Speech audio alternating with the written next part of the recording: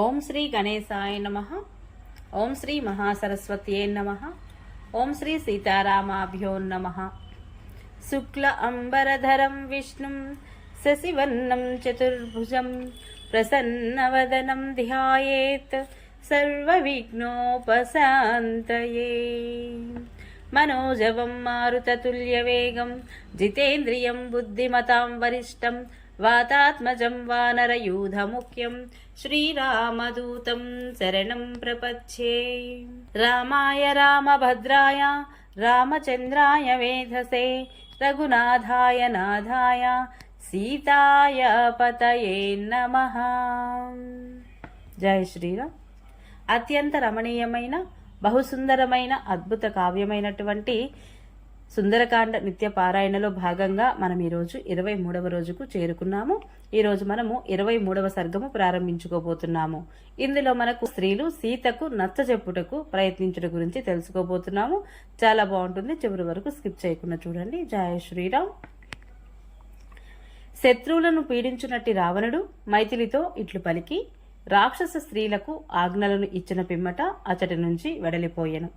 రావణుడు అక్కడి నుంచి బయలుదేరి అంతఃపురమునకు చేరగానే భయంకర ఆకారులైన ఆ రాక్షస స్త్రీలు అందరూ కూడా సీతాదేవి కడకు పరుగులు తీసిరి. ఆ స్త్రీలు సీతాదేవిని సమీపించి క్రోధపరవశులై పరుషముగా ఆమెతో ఇట్లు మాట్లాడదొడగిరి. ఓ సీత, రావణుడు పులస్త్యుని వంశమును పుట్టినవాడు, మిక్కిలి శ్రేష్ఠుడు కూడా, మహాత్ముడు. ఆ దశకంఠునికి భార్య వగుటకు నీవు గౌరవముగా ఎందుకు భావించుటలేదు అని ప్రశ్నించారు. అనంతరము ఏకజట అను పేరుగల రాక్షసి కన్నులు ఎర్రజేసినదై సన్నని నడుము గల సీతతో ఈ విధముగా పలికెను. షట్ ప్రజాపతులుగా ప్రసిద్ధికెక్కిన అంటే మరీచి, అత్రి, అంగీరసుడు, పులస్త్యుడు, పులహుడు, క్రతువు అనే వారిలో పులస్త్యుడు 4వ వాడు. అతడు బ్రహ్మ మానస పుత్రుడుగా ప్రసిద్ధుడు. తేజస్వి అయిన విశ్రవసుడు అను మహర్షుడు ఆ పులస్త్యునికి వారసపుత్రుడు. అతడు తేజస్సున బ్రహ్మ అంతటి వాడు. ఓ విశాలాక్షి, సుప్రసిద్ధుడైన ఆ విశ్రవసునికి కుమారుడే రావణుడు. అతడు అతివీర భయంకరుడు. ఆ రాక్షస ప్రభువునకు భార్య వగుటకు నీవు తగిన దానవు. ఓ సుందరాంగి, నేను నుడువుచున్న హితవచనములను నీవు ఎలా ఆలకింపవు? పిదప పిల్లి కనులు గల హరిజట అను ఒక రాక్షసి కోపముతో కన్నులు ద్రిప్పుచు ఈ విధముగా పలికింది. 33 దేవతలను దేవేంద్రుడు రావణుడి చేతిలో పరాజితులైరి. అట్టి రాక్షసేంద్రునికి భార్య అగుటకు నీవు అర్హురాలవు. రావణుడు గర్వింపదగిన పరాక్రమము కలవాడు, మహావీరుడు, సూర్యుడు, రణరంగమున వెన్నుచూపినవాడు కూడాను, మహాబలశాలి, మహాశక్తి సంపన్నుడు.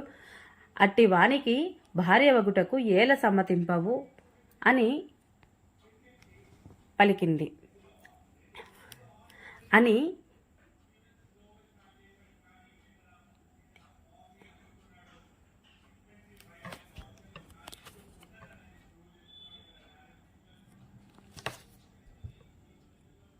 అనంతరము ప్రగస అను పేరుగల రాక్షసి క్రోధ వివసయ్యై ఆమెను బెదిరించుచు కఠోరముగా ఇట్లు వచించెను.